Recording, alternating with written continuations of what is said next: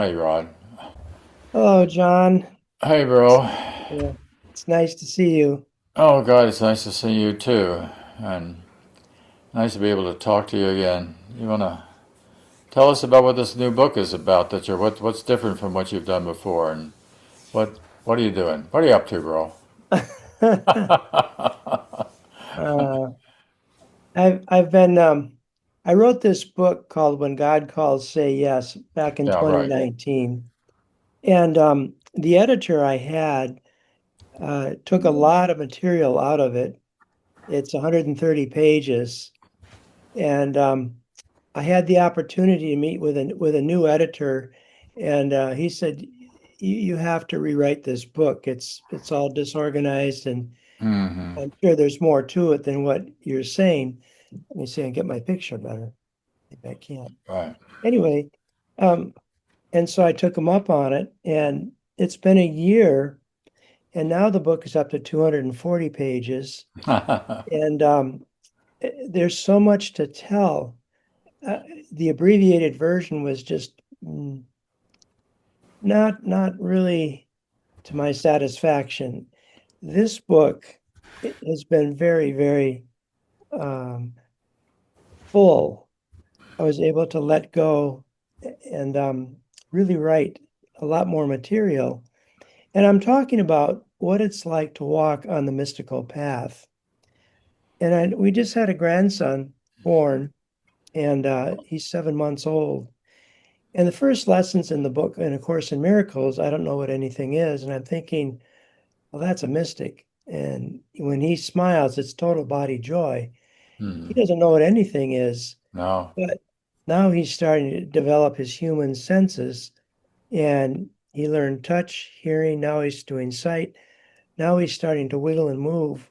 So they're going to have their hands full real quick.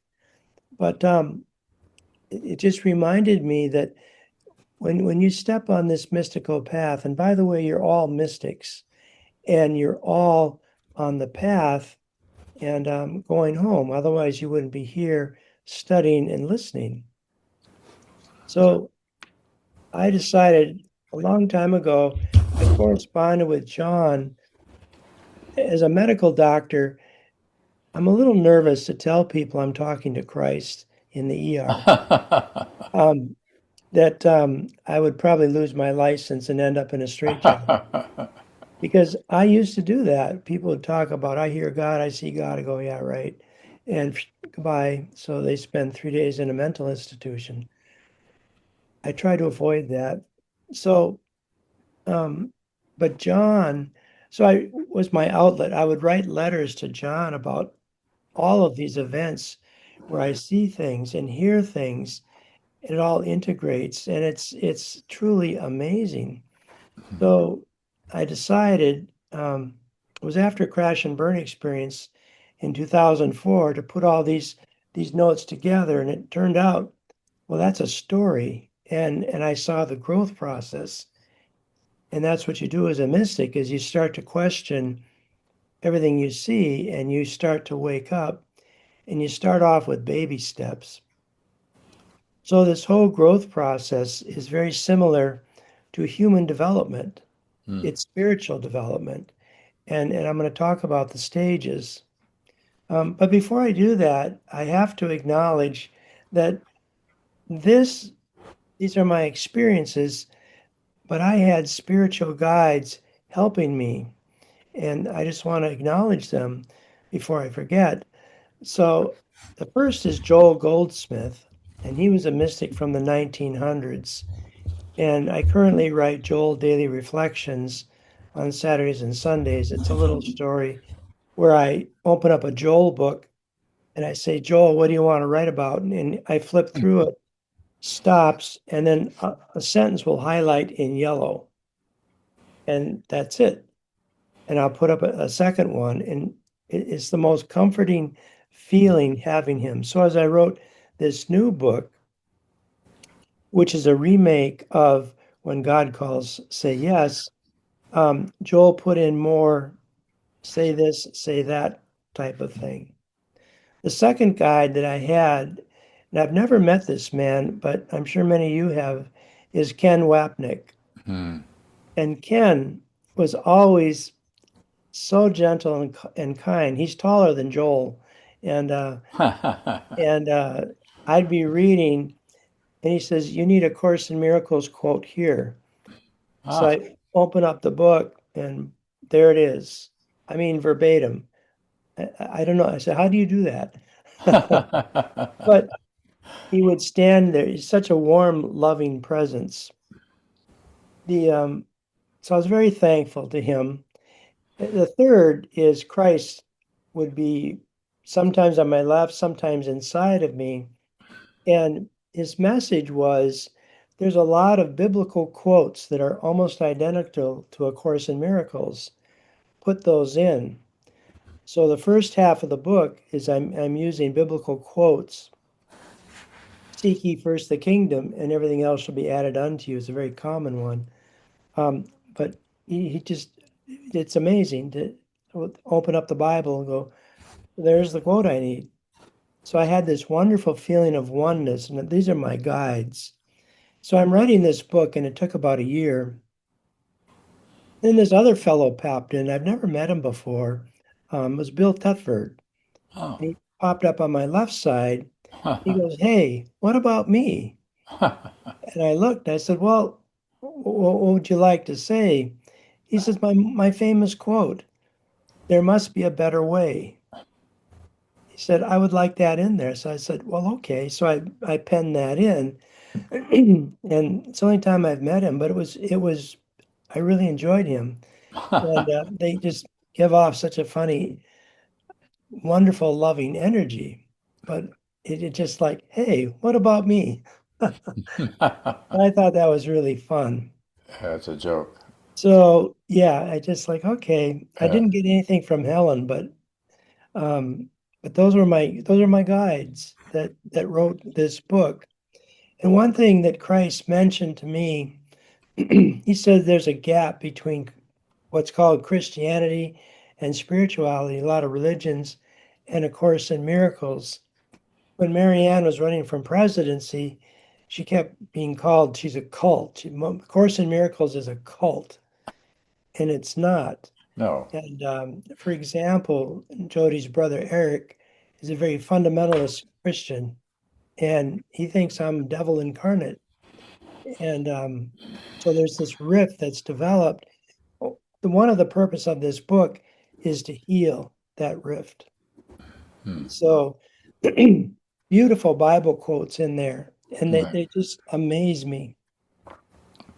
So I decided to rewrite this book and change the title. When God calls, say yes, it kind of turned a lot of people off. And if I had listened to my critic, who said, don't make it white, make it some kind of a pretty color, I might have sold a few more books. So that was you, John. And yeah, he said, for anything, don't make it white. So I made it white. And it's got a rose on the front. And the rose symbolizes, Christ told me, my symbol to you is a red rose.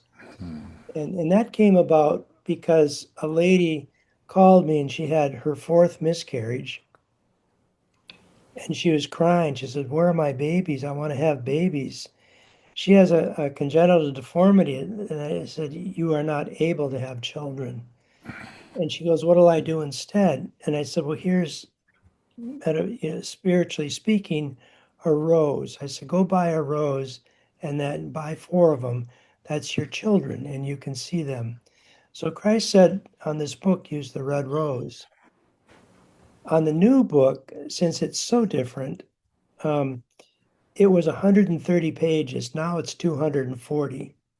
And I put back in all of the rich spiritual experiences I've had, rich spiritual sayings from A Course in Miracles and the Bible, and um, oh, Martin Luther King, different authors, and just started writing. So I said, so to begin, this book is broken into basically five parts. And the first part, in human development, I'm just going to briefly go through this, but when you're a fetus, The first sensation you have is the touch. You feel a presence. And then the second sense to develop is hearing. The child can hear the mother's heartbeat. And then the third sense, once the child is born, is vision. You can see. So when a child's born, all he sees is black and white. But after about a month, his eyes develop and he starts to see color and he becomes more expressive. And when that time occurs, then they start to get connections of their nervous system into their arms and legs, and they become more mobile. And so this mystic path is basically when you step on it, you become in tune with God. In the Bible, it says this is the straight path that's narrow, which means you have to practice, to the door that will open and there will be God. I have seen that door and I've seen it open. And these movies like Terminator that say the last judgment will be all fire and brimstone, everybody's getting shot, is completely wrong. It's completely ego. And when you see the loving arms of God, misty white arms come out and embrace the loved one and bring them in, it's really beautiful. So I talked about that. Well, for me, the journey started in second grade. I had a strep throat infection, and the infection went into my kidneys and almost shut it down. And so I was in the hospital for 2 weeks receiving IM penicillin shots. It was a pain in the ass, let me tell you. They hurt. And it's an oil mix, not water. So don't ever take an oil shot. They hurt. But in the middle of all of this, I had an allergic reaction to it. And I found that I was trapped. I couldn't move my arms and legs. I started having difficulty breathing. And fear started to settle in because I said, I'm starting to die. The lights in the room became very dark and very tunnel focused. And I thought, well, that's it. I'm leaving. At that point, my body dissociated from my what I call the astral body. It dissociated, and I saw this white outline of myself, and I looked down and I saw my human body. And then what happened is I rotated 90 degrees up. And when I did that, I saw this long tunnel, and at the end of it was a white light. And I started to be gently pulled toward this light. And all concepts of rod, time and space, the pain, the feeling of suffocation all dissolved. And I started to feel warmth and love coming to me, drawing me into this light. As I got close to the light, I could see it was actually a hollow sphere. And there's a lot of bright light inside of it and kind of bolts of electricity. And I said, this is my home. I'm going home. So I'm like, I'm good. I'm just very comfortable. Right. But suddenly I got this jolt. And what happened is the nurses realized I wasn't breathing. So they give me epinephrine, which stops this process. And I was basically slammed back into my body. Now, in second grade, I thought, wow, this is just a weird dream. I didn't think anything of it. I didn't do anything with it until I got into, I think it was probably around ninth grade, 1969. And I heard the song Moody Blues, Floating. And it's a story about floating among the stars, floating among the clouds, floating. And it occurred to me, I said, I wonder if I can do that. So I went into my bedroom, got my eyes quiet, and I dissociated from my body, which is really scary at first, but you get comfortable and you realize that you're now consciousness, and I could float around my bedroom, and I thought this is really fun. There's no pain, there's no sensation, there's no hot, cold. You can hear and you can see, but you're invisible. And I decided, well, it'd be fun to go around the farm. I wonder if I can do that. Well, it turns out I could. And so I went around. We had a crop farm. back in the 60s before the city moved in and put in all these houses. But I love all the wheat fields and the cornfields and watching the wind blow through them. So I'm floating around by the barn and I see my dad walking with his straw hat going to the tractor, and I'm giggling to myself. He can't see me, but I can see him. So I had stories like that. My last journey was into Paris, France, where I saw the Eiffel Tower, and I can see that as clearly even now as if I imagine I've never been to Paris, but if I've been there, I would see everything just as it is. Again, I was floating above the treetops and just having a good time. So the astral travel was the first thing that I developed. The second sense that I developed was the ability to see colors on people, mostly around their heart. And I would look at somebody and their heart would be red, and I felt tremendous love. Then I saw green, which I later learned is the color of healing, and and then the third color was blue, and that's intellect, creativity. These I learned much older, but it turned out from that astral projection, these were the three gifts I had. And so I started talking to my friends, and they said, Rod, you're crazy. Yeah, really. And I said, okay, I'm going to be quiet now. All right. And I shut all those senses down. And then I started residency in 1988.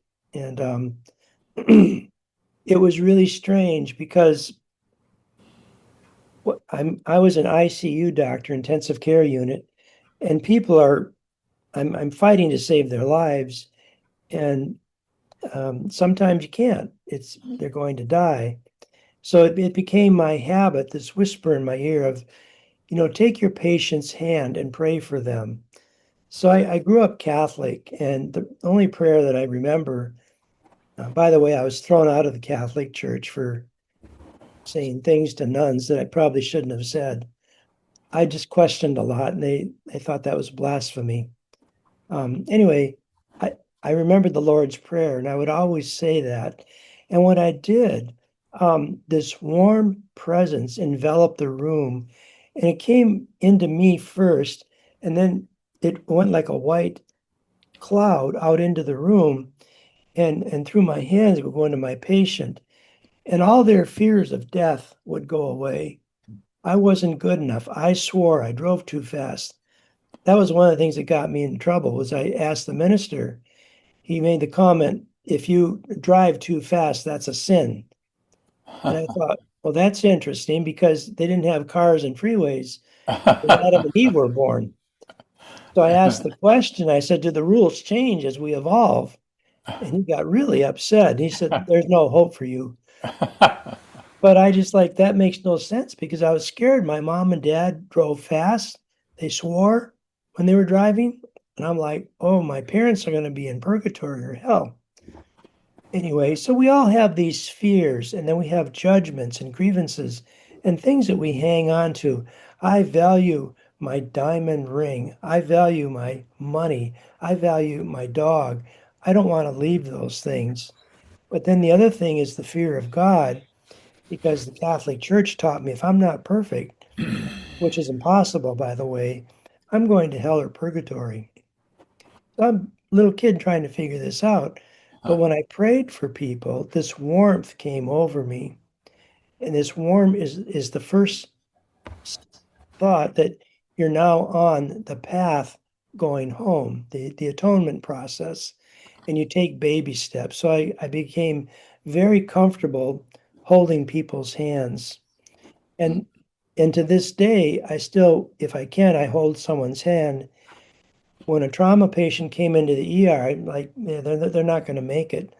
I would hold their hands.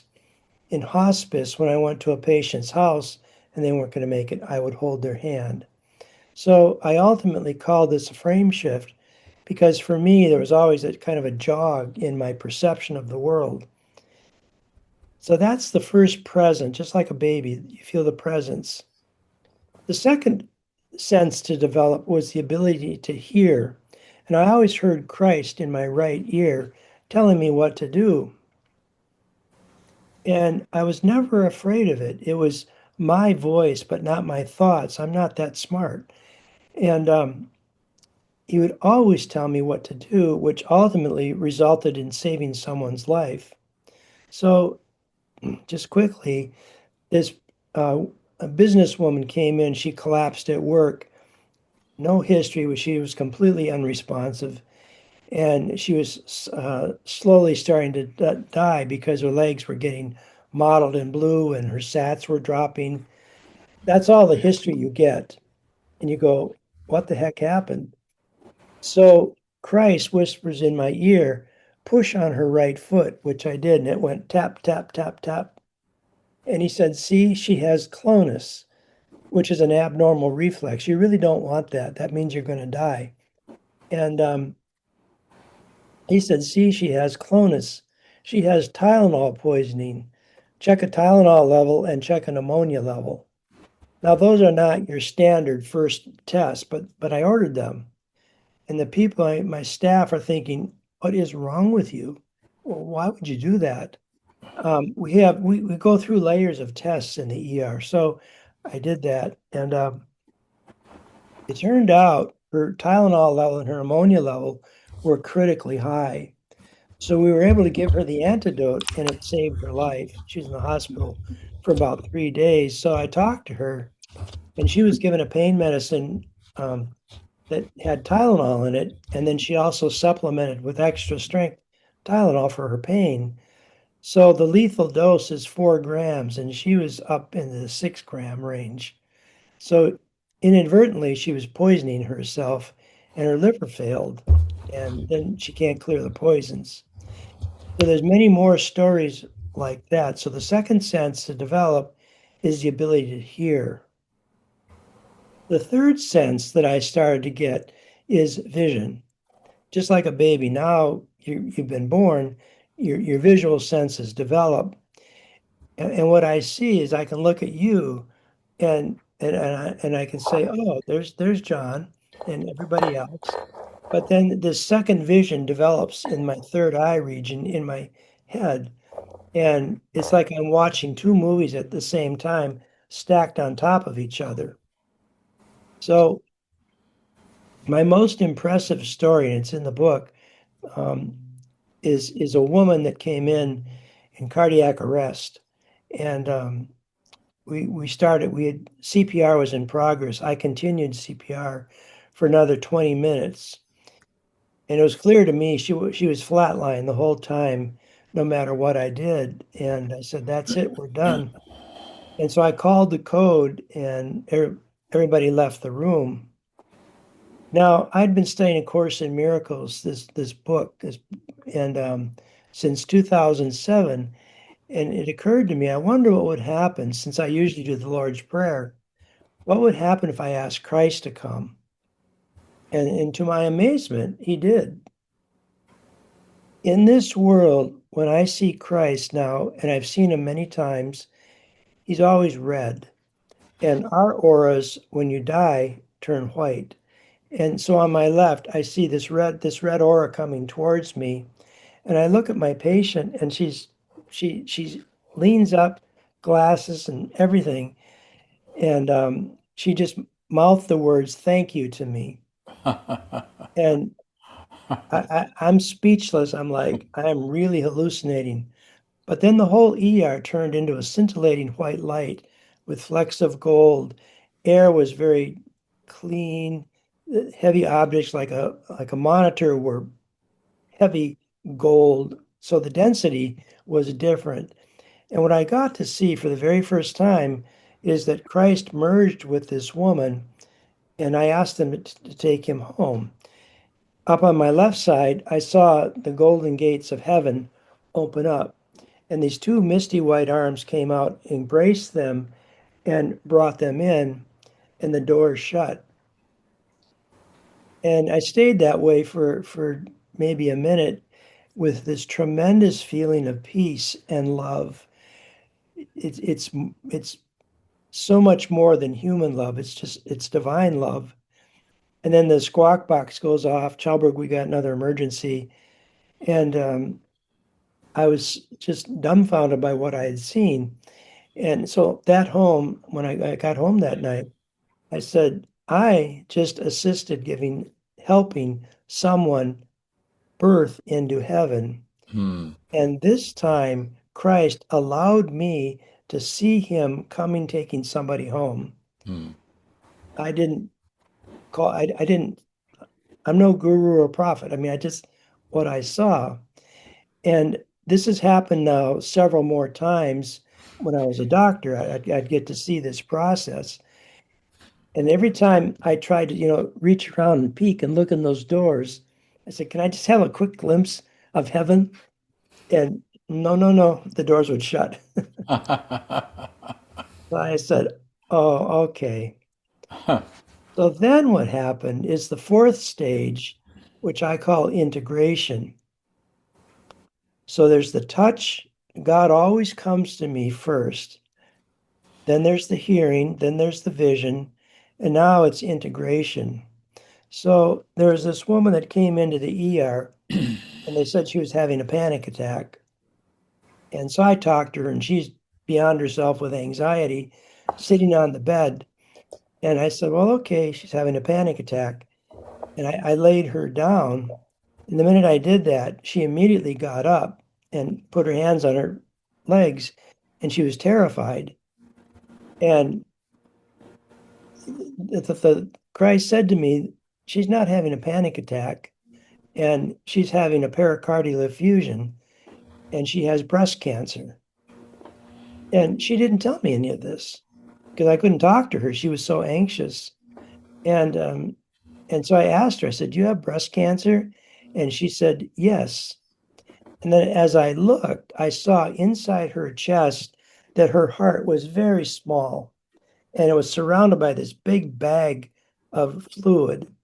And what that around the heart, there's a sac called a pericardial sac, and that acts it secretes lubricant on both sides so your heart doesn't rub against your lungs and you don't feel it. Well, she had breast cancer metastasized to the sac and it was leaking fluid at an abnormal rate. And when you do that, you crush the heart, which is not good. So she's not having a panic attack, she's dying. And the minute I saw that, I quick grabbed what's called a pericardiocentesis tray, and you put a needle into the heart and draw the fluid off. But lucky for me, a cardiology resident was walking by and he sees what I'm doing. He goes, oh, can I do that? I need the practice. I said, Oh. sure, because I got another person I got to see right now. He took over a liter of fluid, over probably a quart and a half of water off of her. And that's the most I've ever seen. But she immediately, the panic went away and she's like so much better. So those are just sort of how the book was woven Yeah. in my vision. Now, on the spiritual side that I started to write about is I started seeing colors again on people. I'd see the red, green, and blue, which was nice, but I also started seeing auras around people, about an inch and a half. And I kind of break them into stages. When I saw that somebody was going to die, their aura was always black. And the majority of people, aura is kind of smoky gray. And then as people get more spiritual, it starts to get lighter and lighter and lighter to white. And as they go even higher in their spirituality, they go to clear. So I get a pretty good feeling of where someone's at.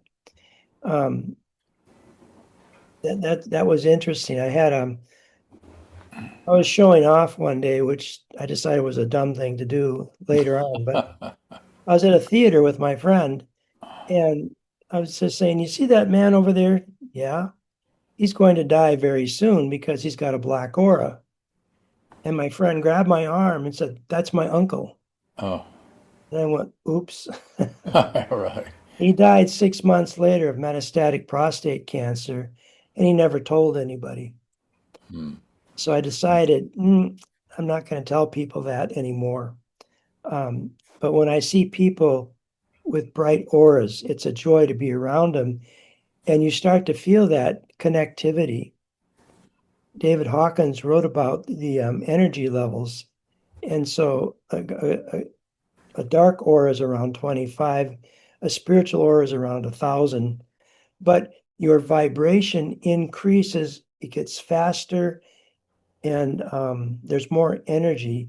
So as you're going through this path of walking on this pathway, you everything gets easier. Forgiveness becomes easier. You start to let go of judgments and grievances and things like that. You gain liberation. So that's what I see with the auras. And finally, I'm starting to astral travel again. And I'm going through the universe looking at the planets. And it was really fun. And Yeah. it's just, if you feel nothing. And then I thought, I wonder if I can go even farther. Now, this is mind expansion. So I went through our galaxy and I could see it. And I saw all these other galaxies around me.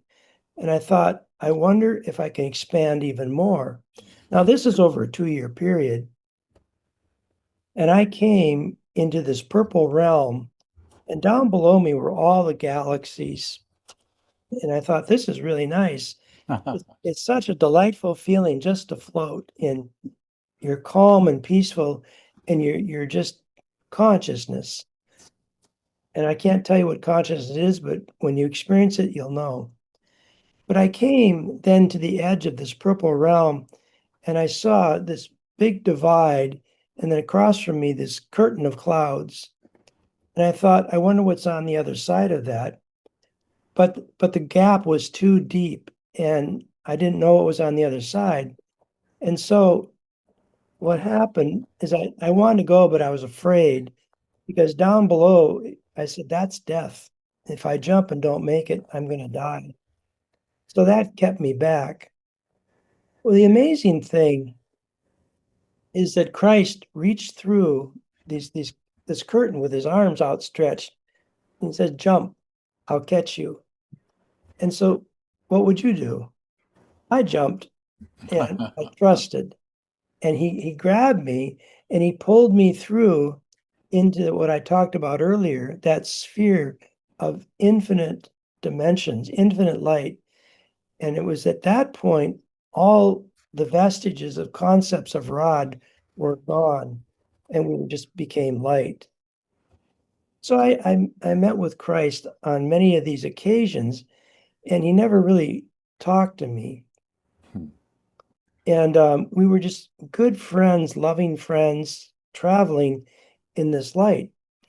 This is the same light that I experienced in a near-death experience. And I'm sure it's the same light that other people report when they see this light.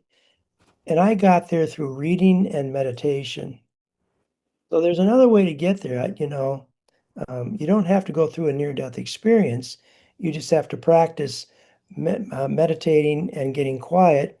And then, as the course does in the first, I don't know, 100 pages or so, it's retrain your mind to look at this world as it's really not real. Once you've been pulled into this dimension, you know it's not real. And I felt whole and warmth. So we're traveling along, and now there's many things that happen in here, but in the interest of time, Christ finally asked me one day, he said, "Do you want to meet God?" And I stopped, and all those Catholic fears reappeared. And I thought, Judgment Day, here it is. And but then I thought, is that true? Do I need to be afraid? I mean, if Christ asks you something like that, and he's your guide, I mean, it's all in love. And so I said, okay, I did. And so I was in this beautiful realm, and I saw these white misty arms coming towards me, and I totally relaxed and I had no fear. All I felt was divine love, which I can't explain. It's an experience. It's like if you've never tasted an orange, and I'm trying to tell you what it's like to taste an orange, it's juicy, it's sweet, it's pretty, you'll love it. And if you've never tasted it, you can't communicate with me. No, So I said, here, take it. And you taste it and go, oh, this is good. This is really good. Now you know. See, you can't talk about God with words. You have to experience it. right. There's God. Anyway, so I did, and I melted into oneness. We merged as complete oneness. We were just like that. Where I started and where God started, I can't say, but this tremendous peace, it's like all noise is sucked out of your body. Tremendous power, tremendous love. That's awe is probably the best word I can use. And so we stayed that way. I think that was a 2 hour meditation, and it went by just like there was no time. And so I came back and I brought that love back with me. So like for 4 or 5 days, I was just I love out of my mind with like, I love you. Here's a tree. I love this tree. I love this car. I it. love this person. You can't help but want to give this away and said, I want you to have this. But then the ego kicks in with, no, you got a job, you got bills, you got kids to raise. So, okay, so that brings you down. But then what happened is the message from the divine was, I want you now to help me heal the sonship. And I heard those words very clearly. And so I started to change my meditations and I became light. And a lot of times I would stand on a hill and Christ would be on my right, and I'd be surrounded by millions of people. And this divine love always comes into the top of my head and goes out my heart, and it lights up all these people in this area. And probably a third of them, I call them fireflies. I'm sure many of you have seen fireflies, they flicker. And they all flicker up and they're going to the right. And there's this golden doors again. These people have decided, I'm done with this earthly travel, this karma going back and forth, the insanity of this world.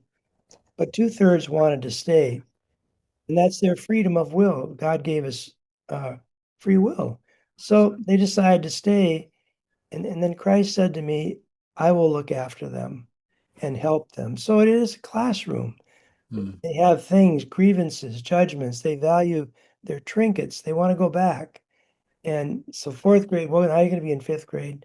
Now sixth grade, you see, all the way till you get your Ph.D., which is graduate school. You Ah, go home.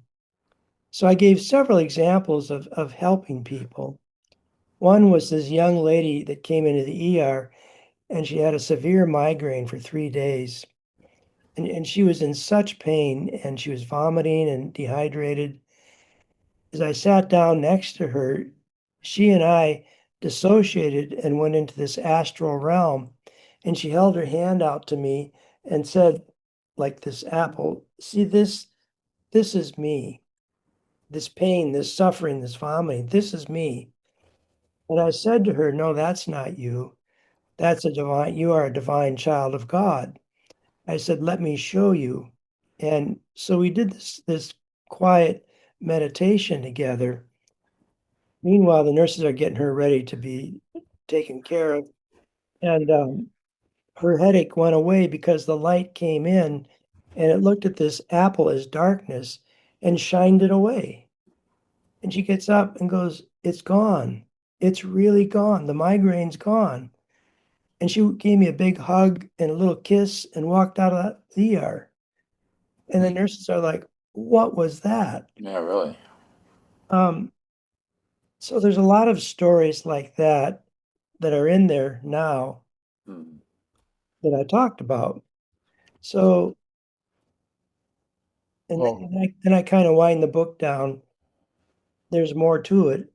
But in the book, I've written poetry, so I would put those in. I put in a lot of biblical quotes, and then the experience I talked about with the woman meeting Christ, I started adding in. Ken Wapnick popped in and says, "Now you got to start putting quotes and miracles in because we want to bridge them. Uh, Let's get away from this is a cult and this is Christianity and start to heal that."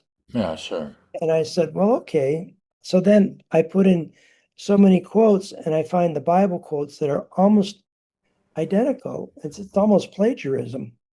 But but then it changed. I one day I said in the ER, I said, "That's it, I'm done." Because they're 14-hour shifts and they're hard. They're really hard. Yeah. And I started becoming a medical director for several nursing homes and Beacon Hospice. And I did that for 5 years. And that was much easier on me. And the other thing is I got closer to people.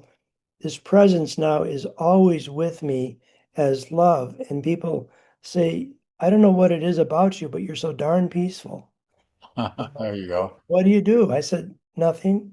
Um, I'm just happy." You know, the Course says love is the way I walk in gratitude.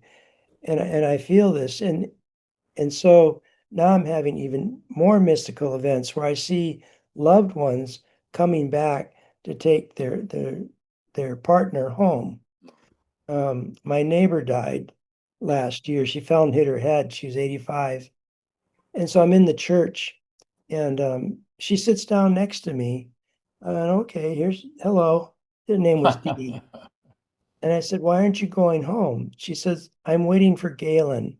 I want to go home with him." And she says, "I'm just going to wait." And so I'm starting to see these things. One man, since I do this counseling service, said, "I have this chronic back pain. I can't get rid of it."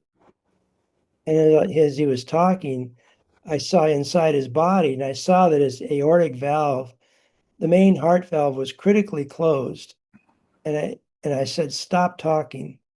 I said, "You are going to die in 3 months." And he's like, "What?" well, yeah. And I said, "You have to go to the ER right now and get an ultrasound." He's in England. And he's like, "Right." What's that got to do with my heart? Do with my back? But anyway, he went to the ER and they did an ultrasound. His valve was 95% closed with scar tissue. So they did surgery, and I told him 5 days later, you're gonna leave. Normally, you're in the hospital for 2 weeks. By 5 days, he was running all over, bugging people, and they're like, "Let's just get him out of here." And so those gifts still are there, and they're also there. Now I want to share in my private life. Yes, the book is about talking about people, but God also helps me in my private life. So I had three different cancers. I had kidney cancer, testicular, and colon cancer. And those are all bad news cancers. Um, and I heard the doctor tell me this, and that warm presence came through me and said, "You're perfectly safe. Just trust." And so I, in my mind, now you can't say this to a doctor, they get really upset. But in my mind, I said, "I hear you, but I'm not listening to you. I'm listening to God." But you said that to a doctor, "I hear you, but I'm not going to listen." They're very sensitive people. We just don't know that. They get very offended. So I had surgery on all three cancers because you still have a body, you still have to be practical. I eat and I have to sleep, All that. All three surgeries were easy and I healed very quickly. All three cancers were completely scarred off so they couldn't metastasize. So they're the size of my little finger. And then they said, "Well, you need chemo and radiation and all this." And God said, "No, you're healed." No. And I said, "No, I'm good. Thank you." So that was in 2002 and 2014. I'm still here. Right. So, yeah. Yeah, I'd like to interrupt you for a moment. We've been going for 15 minutes, believe it or not. Time flies. This is so good. And it's very interesting. I know what's kind of what people are thinking in a way, in that the Course in Miracles says, God's voice speaks to me all through the day, right? Mhm. And we understand that voice to be the voice for God, or which we understand to be the Holy Spirit. Same thing, right? Voice for God, Holy Spirit. So this is there for all of us. And the question is, I know what I kind of have a sense of what's going on in the chat. It's developmental, as you indicated in the first place. I think as one advances in studying A Course in Miracles, that one of the things that you should find happening very clearly is that you're more and more aware of guidance. In fact, is the whole Course in Miracles isn't really so much about doing something as it is about learning how to listen to that inner guidance, or becoming more sensitive. And that can happen in lots of different ways. One of the things that I see happening for myself is becoming more sensitive to what's happening in dreams and more vivacity within the dream. So I almost to the point of thinking, as I wake up now, oh, that was a dream. I thought that was reality. You kind of the switch over. So I think for most of us, it doesn't have to be a figure, and a historic like Ken or somebody. That'd be fun if it was Ken. But it's just going to be that voice that's coming there, and you had so much experience with this that as you say, it's developmental, and we've only got a half hour left. And I know some people are going to want to ask questions, but if we could lean into how this becomes available to everyone. There's practice. Yeah, You really have to practice. My main two um, mantras that I use all day long. The meditation, it could be 5 minutes, it's 2 hours, it doesn't matter. God does not keep track. But right. even 30 seconds, and what I'll say is, I and my Father are one. And my second, when there's an upset, I say, I choose peace instead of this. So those are going in, rattling around in my head all day long, as well as other course. And I learned to kind of step back from this movie and reattune, realign, harmonize with God. And the course helps me to do that. Um, so it's also very important that you learn to quiet your mind, stop the monkey chatter. Right. So when it's bad, if you learn to take 3 slow, deep breaths, that'll turn on your parasympathetic nervous system and you relax. And then you just start to think about, what is it like to be held by God? What does God have to say? I want to hear. And the monkey chatter goes down, and he'll say, your keys are upstairs in your pant pocket, or There you give go. this person Yeah. $20, you know? And you learn to go through life being at peace with everything. I hear all this nonsense on the news. I don't listen, but I bless. And Mhm. Trump needs my blessing. He's my brother. He's Mhm. part of me. And okay, I'm going to bless him. I don't condone his actions, but he's a child of God. So you slowly transition from reading and learning to where the rubber hits the road and say, okay, now I have to practice. Mhm. And sometimes well, many times, I ask Christ for help. So I get a sucker punch. Mhm. I didn't see it coming, and it triggers an old wound memory that's being brought up. And I want to blame the guy for it. But then I stop, wait a second, that's me. And he's my actor. I forgive myself. So forgiveness in the course, the forgiveness is the key to salvation. Right. Very important. And I say that a lot, but I'm not alone. I have help. And, you know, easy stuff, I can manage that. Hard stuff, I need help. So all day long, like Thich Nhat Hanh said, it's a walking meditation. I'm constantly thinking thoughts of love, peace, happiness, abundance. I mean, I choose peace instead of this. I and my Father are one. They always recenter me in peace and get me out of the duality that we typically see. All right. And it puts me into the presence of now, which means God is right here. I'm not thinking about the past or the future. And I can hear the little whisper, you're doing a good job. That's nice. So it's practice. Of course, it's practice. Yeah, it's Yeah. practice. And I still go, I love reading the course. I've read many other spiritual books, but um, I still need my tune-up. So I wake up in the morning. First thing I do is harmonize with God. Father, I'm here. What are we going to do today? Hmm. I try to align. Then I read spiritual literature for half an hour to an hour. Then I meditate half an hour. That's my start. And then the rest of the day, it's those little, I call them mini meditations, 30 seconds, you see. And you get into it just becomes a habit. And suddenly everything's peaceful. And sometimes in the evening, there's a second meditation where I bless the world. And then at bedtime, the meditation is gratitude. It's lesson 109. I rest in God. And Jody and I pray in gratitude every night. So that's the path. All right. Let's, I suspect some of our guests may have questions. Kay, you want to share? I'd like to address this to Ron, and then possibly John, maybe you can give some input also.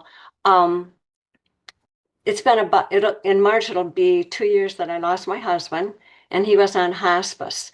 And I've been taking this time to process my grief, and I'm getting to the point that um, asking for guidance that I'm kind of leaning toward wanting to be a hospice volunteer. And I know the hospice nurse at the time thought that would be a good thing for me to do, but I was just wasn't ready.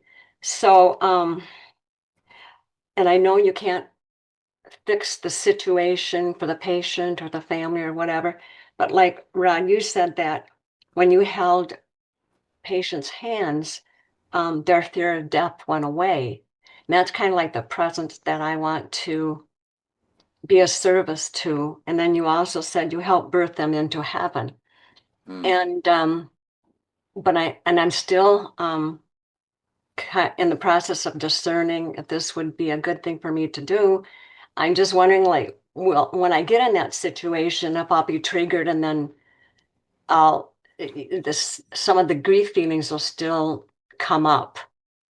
And so I'm kind of wavering back and forth, but I'm still sitting with this idea and asking for guidance. But yet I don't want to freeze either and say, well, I gotta wait, I have to wait Hmm. until I'm ready. I mean, am I ever gonna be ready if I just don't go ahead and do it? Hmm. I think that's divine talking to you as a means of healing, because what'll happen for you when you start to talk to these people, you'll have empathy with the family, you'll understand, and the light comes in from the top and it heals your heart of this grief. And then that love flows through you into them and everything around you. When that happens, then your spiritual vibration is going to get higher and higher, and your grief is going to get less and less. And then don't be surprised if I saw my husband. He's not dead. He's just in a different form. We're in a very low frequency. He's in a very high frequency. Hmm. But when people reach out and give like this, people who have been alcoholics or drug abusers get into counseling and they learn so much. and you're giving of yourself, which means that's grace, that you are blessed, and this hurt that you feel gets destroyed. It's just not destroyed. The light shines it away. So you have nothing to fear because God is always protecting you. And I think too that I would probably have to go through a training depending on what hospice organization I would go through. I'm just, I mean, is it okay if like my emotions would come up and then I cry for the family, or I don't know. Yeah. It Yeah. does. That's fine because they know you care. And it's cleansing you and it's cleansing them. Because a lot of people, men in particular, are stoic. And I'm not going to cry because I'm a man. But when you cry, you let that love feeling come out, and they need to cry. Mhm. So I see this as a tremendous benefit and opportunity for you. Okay. Most of the larger hospice organizations do require you go through training before you can do work in hospice. Yeah. I see too a comment, and I realize this too. There's a miraculous difference between empathy and sympathy. Mhm. So, you know, it's almost like I feel like I got to be perfect. I got to be empathy. Don't do sympathy. But then I think I'm just putting something on myself that doesn't need to be, you know. Well, just relax. That's ego concepts Yeah. tricking you and making you afraid. And when you do this, you're going to feel love, which is God, and those dark thoughts are going to go away. Let's go to Fred. Fred Crawley, you want to come Hi, in? Rod. Hi, John. Hello. Thank you for your time today and your presentation there. I just finished reading your book and I had a question for you. Okay. Like it said there's one thing there you talked about that an area between the material world and the spirit world. And when I revisit that realm, I see millions of souls that seem to be stuck there. Right. Yes. I kind of highlighted that. I was just wondering if you could explain that a little bit more for me. Well, those are people. When Israel invaded Pakistan, from all that, 1,000 people were killed way back when. I did a meditation, and I there's always a hill so I can see everybody. And I let that light come through. And what happens, you all have free choice. And so I told everybody, here's love's presence. I mean, Christ was there, and you can go home now. And so a third of the people turned into the fireflies and went home. 2/3 of the people said, no, I want revenge. They can't hurt us like that. So you have free choice, and you still believe you're separate from God, and you need to learn more. So I'll digress for a second. I had a patient who died, and he was a very angry man. And he was mad at me every time I went in. What are you doing here? Well, you're dying, for Pete's sake, you know. Excuse me. And so he died. Excuse me. And I went into the astral realm and found him standing there with his arms crossed. And then Christ came in. Now, in the astral realm, Christ is white. So Christ comes in, and the man says, no, I am not ready for this. Leave me alone. I am going to decide what I want to do. Ego will, not God's will. So he's still embodied in this. Everybody has a free choice. And so Christ said, it's okay, Rod. I'll take care of him and look after him. And he just faded away into the background. And so he's got some kind of karma thing that he has to work on. And he believes in his ego so much, he's not willing to accept the beauty and love of God, even though it's right there. It's right there next to you. Yeah. You know? That's pretty amazing. Just like, hey, what you doing? Nothing. Just wait, see if you need any help, just checking on you. But people all have a free choice, and it's just like there's divine love. but that's my opinion. And I said, I can't put that on you. Mm. God can't even do that. Right. Thank you. Decision. Richie, you there? You want to come on and say hi to? Hey, yeah. Hi, Rod. Hi, John. Thank you for everything you offered, Rod. And one of the things that came up is when you said that Spirit was talking through. Um, one time I asked Spirit, "How can I be happy?" And then Spirit responded, "You are happiness." That's Right. that's it. Yeah, you're already there. Richie, that reminds me of once I woke up in the morning and I had a load of work to do, and I just did this very normal, God help me, and I heard, help me, flip the tables, right? And I did the best I could that day, and I got a lot done. Let's go to Larry and Marcy. Hi, Hello. it's very interesting. Um, and pleasure to be here. I have been meditating for decades, on and off, but I guess more recently in the last 2, 3 years, I've gotten very consistent about it and doing it every day. And I guess about 6 months ago, I started adding a prayer that I like from A Course in Love to the beginning of my meditation. And it goes something like, I am no longer the personal self who is separate and alone. I am my Christ self. I dwell in unity. And and so and what has been happening for the last 6 months or so is at the end of the meditation, I will get most times, but not every time, I will get this, for lack of a better word, an image of a cosmic grid in my mind's eye. And it's a deep, deep red background with black characters. It's like groups of Sanskrit-like characters that kind of overlap each other. And then there'll be multiple groupings of these characters throughout this whole grid in my whole field of vision, which goes beyond my field of vision, but it's what's there. And then there will be what I consider to be my part of this is I will have a similar sort of grid myself, but it's kind of flashing on and off, and it's kind of moving around among these other groupings. And that it's bizarre. It just came out of nowhere a few months ago, and but it's repeated many times now. And I've asked ChatGPT about it even, and it said you don't know how much you can believe from ChatGPT, but it said that was a common occurrence, that other people have reported that.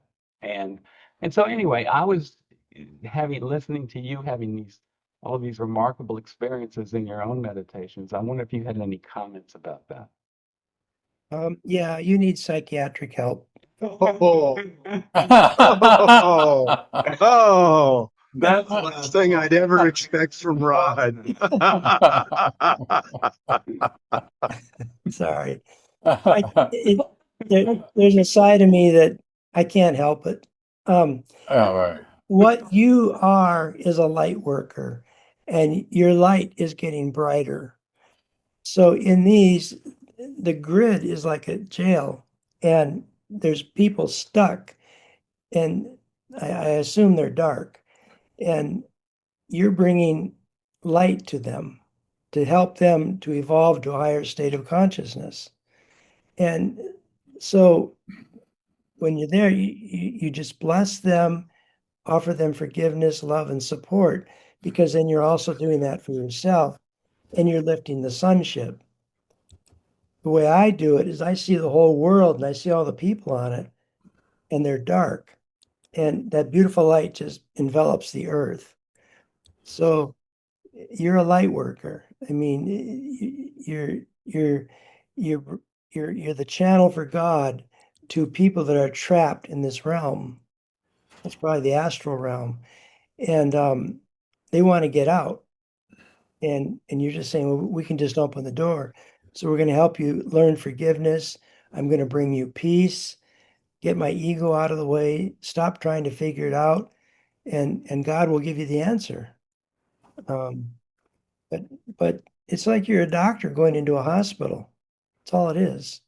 It's a different hospital. It's a spiritual hospital, and bring peace to these people. Well, so I don't need to get psychiatric help then? Yeah. But I wouldn't talk to too many people about this. I know. I haven't mentioned it. I told Marcy about it, and that's it. Happens here. Yeah. Share with I you. have to share with you. I too have the same diagnosis. I call it divine schizophrenia. So in other words, spiritually, you're starting to see. And this is like, okay, you just finished medical school, you've been trained. Here's where you're going to go and start helping people. And I have not seen the grid, but I have seen people trapped in stages of, I'm not sure what it is, but combat, people that have died in sudden combat, a burned house, but they're stuck. They die so fast, they don't have a time to adjust. Car accident, someone's killed in a car accident. It's such a shock to their system. So you are becoming one, and don't be surprised if they start talking to you, because they will, and you're going to say, where do I go with this? And you're gonna see the light go, you go that way, Mhm. and you start to free them. Jack, you want to come on? Hey, thank you, John. Hey, Rod. Wow, thank you for your presentation. Hello. I have a quick little story, just a little tiny piece that I just want to get your reaction to it. I was in the grocery store a couple weeks ago, and I was at the cashier with the transaction device, and there's about 5 or 6 people behind me waiting in line to process their groceries through. And toward the end of the line, there's this man with his wife with their grocery cart, and he was getting impatient with how long it was taking me to process my card with my groceries. And he yelled up to me. He said, "Yeah, get moving, or get out of the way. There's a lot of people in line here." Anyway, he yelled something out that was kind of discursive, I guess. And I looked at him, and I turned on a smile after I looked at him, and I came out with this pleasant laughter. I just kind of laughed right in his face. Now, there's all these other people in line between him and me too that are watching this, and I just laughed in a pleasant way, like that was a nice little joke or whatever. And within the next 30 seconds, he said, "Listen, you take your time. We can wait." What happened was so much of a 180-degree turn for him, and I was just being myself. But my reaction to that was just to smile and laugh and just be very pleasant and look him right in the eye. And the way he changed so quickly was just beyond my. I was just trying to figure out what that was. Maybe you can comment on that. That's part of the crazy dream where we all forgot to laugh at that tiny mad idea. And he got that because the game is, he's mad. It's supposed to make you mad, yell and scream back and forth. That's the game. And you broke that paradigm, which broke it in him. And he says, "Oh, I'm being a jerk." And this guy's not upset. He's offering me love and forgiveness. And he accepted that because it was so pure. It changed his mind. It gave him a new perception. So in that holy instant, a miracle occurred. Yeah. Yeah, thank you, Rod. That's the way I saw it, and you've really explained it more clearly for me. So thank you. You're welcome. You're welcome. Loretta, you want to come on? Thank you. I always enjoy. I think you're great. It's Thank you. beautiful. And thank you, John. And so I've been doing the course for probably 30 years, and every morning. And anyway, lately, I don't know if I'm supposed to say this, somebody's had me chanting. And for some reason or other, the chanting has been amazing, and it seemed to have rearranged the particles in my brain. I don't know, something. Even the course makes more sense. Everything is clearer. And I don't know if you can explain that, because I don't, it's not that I believe it. I'm just doing it because somebody said to do it. Well, that's how God communicates with us sometimes, is through other people or books and things like that. When you chant, remember I said that the first thing a baby hears is the mother's heartbeat, and the baby is very pure. And so you're chanting and you're saying, that's reminding me of when I was in utero, and I didn't have all this nonsense of this world to deal with. So it frees up your mind, it liberates your mind, which means spiritually you can go to a higher realm. And then when you read the course, you're going, oh, I've got these dark classes I can take off now. Oh, I can see it better. So the chanting is a gift of God that says, we can accelerate this, or you can take the slow road to China, or you can take the fast road. But your body resonates, which means your brain starts to resonate, and you go to a higher level. Thank you. So it's very helpful. Loretta, this is it's just inevitable. If you've been doing the course, as long as you say you've been doing the course, you've been doing it faithfully, those kind of things are going to happen. And they will be happening more and more. Because clarity is going to be coming to you too. Of course. Of course. It's a gift. Thank you. Yeah. Enjoy it. I think it's Yeah, great. enjoy it. Yeah. Let's go to Russ. Hey, Russ. Guatemala, so it's a little bit weird. But what I was listening to this, I got here a little bit late, and we were talking about actually the end of life being what is that? The helping people going through the dying process. And one of the things that I've been finding that's really fascinating is both the Course and the of Love and Course in Miracles both talk about, the idea isn't to change a dream of health for a dream of, or a dream of sickness for a dream of health. It's really to wake up, and every state we have that we're in is the right state for the lessons we're supposed to learn right then and now. And I think when we were talking earlier about the chanting as well, that it's, if you've lost a lot of your physical ability, you'll compensate in some other way.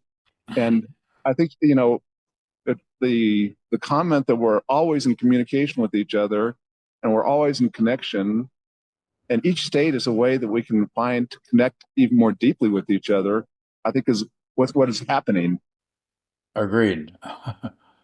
We're all connected, and I call it heart to heart communication. So we've got our physical human ears, but there's a spiritual heart connection, and people feel that, and you get really good at it, where you know what somebody's thinking. Sometimes that someone's going to come into your life and say, I just thinking about my friend. Next thing I know, he calls me. Mhm. And so get out of your head and get into the heart and use your spiritual senses more and more. And you do that by relaxing. Just do it by relaxing and disconnecting from the picture. Create that pause so God can talk to you. Right. Okay. John Sunday, you want to come on? Well, thank you very much. Thank you, Rod, very much for your presentation. I so appreciated all the connections you put there with the Joel and the Course and Ken Wapnick and stuff. That's so beautiful. I would like to, and you just mentioned heart. Like last week, we heard of the lady talking about heartbreak, and the trauma that did, that's dealt with heartbreak. That kind of fired off that for me. I really put my hand up because when the lady talked about chanting, it highlighted me the idea that my own philosophy teacher said that he would burn if all his texts were burnt, if only the music was left, that would be plenty more than enough just to have his music. And his music was nothing fancy. It was like 50s and 60s kind of popular music. But there was a resonance there that was, that seemed to speak to people. And I know that humming itself is the effect of humming. I think on the bones or something like that. I don't know. Yeah. But and maybe you could comment on that. And the other thing is that God is an experience, not words. That's what you were talking about earlier on. And I'm kind of thinking of that as it applies to music and resonance in that field. But I did get something that I learned from last week from a lady, Alex. She's saying an acronym for God, and I really loved it. And it says God is generate, O is operate, and D is destroy. And I thought that was so great, that because that to me was like an epitome of energy in motion. So maybe He's talking about Kali. Yeah. So anything you can do, I hum a lot. I sort of sing a little bit, but not much. I keep it kind of quiet. But when you vibrate like that, your whole body resonates and your brain starts to relax. And so you can hear better. When I was in the director of the nursing home, when I had people with dementia, I'd ask the family, what song did they like? So this one lady loved Neil Diamond. She was a catatonic patient with severe dementia. And we put the headphones on. We started playing Neil Diamond. She started to move. She started to sing, and so singing, humming, chanting, they all increase your vibration, and it's also moving air. A lot of times we don't breathe enough, and but it's very helpful. It's very helpful. You could do that before a meditation or anytime. So, Believe it or not, Rod, we're near the end of our time.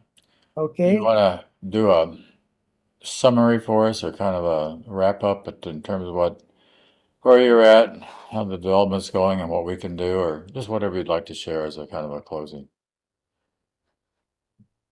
I think surrender is a wonderful word. Should I chant? Should I not? Should I join hospice? Should I not? Those are all ego thoughts. And it's just like, you know what? I'm just going to surrender. I got a bill. Car's smashed. That's ego. God says, I love you. So get your will out of the way. Be at peace and practice all day long. I and my Father are one. I choose peace instead of this. That's it. 30 seconds. Yeah. And suddenly you'll go, car's smashed. Big deal. It's insured. It's plastic. It's metal. I don't need to be upset. So surrender. And then whatever the situation is, forgive. I want God more than I want anything. So do I want to be right or do I want to be happy? Experiencing God, you're all opening the doors in your mind and coming up with something and saying, well, I judge it this way or that way. Let it all go. You're a hot air balloon. Cut the sandbags and ascend to the heavens above. Yeah. All these things in the room here are all trinkets. They slow you down. So my computer's broken. Oh, big deal. If I relax, God will help me. So surrender, then a miracle occurs. And the miracle, you may die from colon cancer, but you die in peace. That's the goal. So Right. that's the Reader's Digest version. Thanks, Rod. You're welcome. It's wonderful having you again today. We usually have a little benediction at the end. I'll put it on screen. I need to get somebody to read it for me. How about Reverend Joy Green? Would you do that, Joy? Are you there? Yes, I would love to. All right. Let me get it on screen. All right. Thank you so much, That's everyone. okay. The Lord's Prayer from A Course in Miracles. Forgive us our illusions, Father, and help us to accept our true relationship with you, in which there are no illusions and where none can enter. Our holiness is yours. What can there be in us that needs forgiveness when yours is perfect? The sleep of forgetfulness is only the unwillingness to remember your forgiveness and your love. Let us not wander into temptation, for the temptation of the Son of God is not your will. And let us receive only what you have given, and accept but this into the minds which you created and which you love. Amen. Amen. I'll go back into gallery view. Thank you for being with us today, and You all. thank you all for being here.